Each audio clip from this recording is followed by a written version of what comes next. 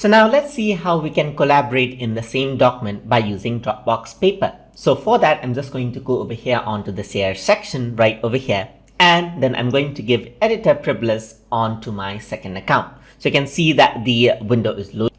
And then I'm just going to type in the email address to my second account right over here. So TutorTube2 right over here, and they can edit it out. So I'm just going to share this, as you can see right over here. So it's sharing the paper. So once I share it on the second account, what happens is that the notification actually comes up right over here that a document has been shared right over here. So notification might come up anytime now.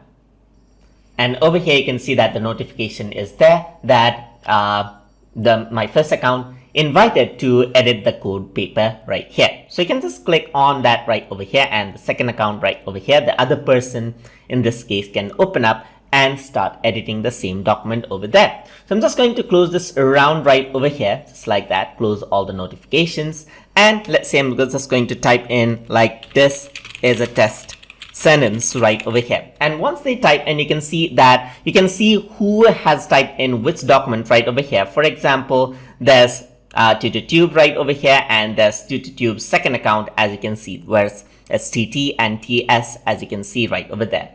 And as I'm typing here, you can see that this has been typed right over here, and the note like who has typed out what has been noted out right over here. So if you were to go press enter and type in something, now that has been labeled. So this has been divided onto sections, as you can see. But if you were to make any changes here, the owner still remain TutorTube's second account, as you can see.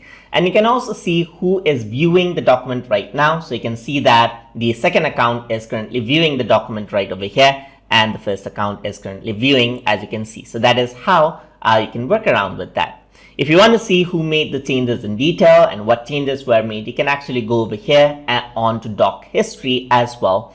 And then you can see that 2 seconds ago, that is this account, and my second account made changes right over here, as you can see, just like that. And that is how you can collaborate out by using Dropbox Paper with multiple users. So hope you guys learned something as always. And as always, please like, comment, share, and subscribe.